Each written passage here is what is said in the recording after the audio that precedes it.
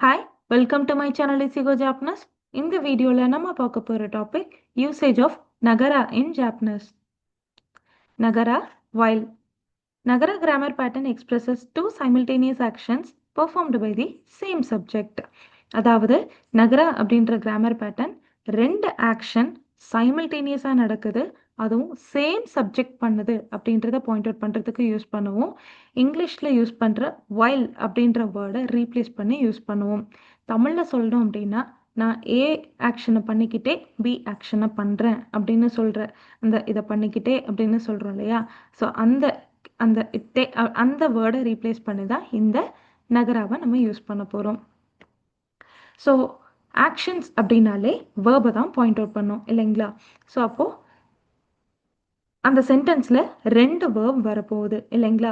அந்த first action இருக்கு இல்லையா?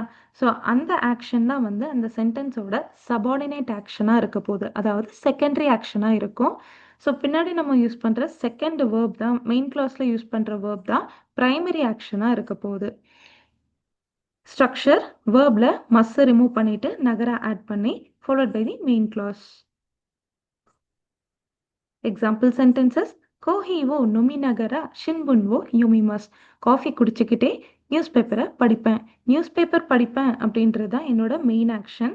நான் சைடு ஆக்ஷனாக காஃபி குடிப்பேன் அப்படின்றத பாயிண்ட் அவுட் பண்ணுறேன். ஸோ இந்த மாதிரி ஏ ஆக்ஷனை பண்ணிக்கிட்டே பி ஆக்ஷனை பண்ணுவேன் அப்படின்றத பாயிண்ட் அவுட் பண்ணுறது தான் இந்த நகரா. தெரேபிவோ மி நகரா கோஹன்வோ தபேதா. டிவி பார்த்துட்டே சாப்பாடை சாப்பிட்டேன். ஹொன்வோ யோமி நகரா ஓச்சாவோ நொமு. புக்கு படிச்சுட்டே டீ குடிப்பேன். உத்தாவோ உத்தை நகரா சோஜிவோ சுரு. பாட்டு பாடிக்கிட்டே வீடு கிளீன் பண்ணுவேன். தேங்க்ஸ் ஃபார் வாட்சிங். அரிகதோ கோசைமாஸ்.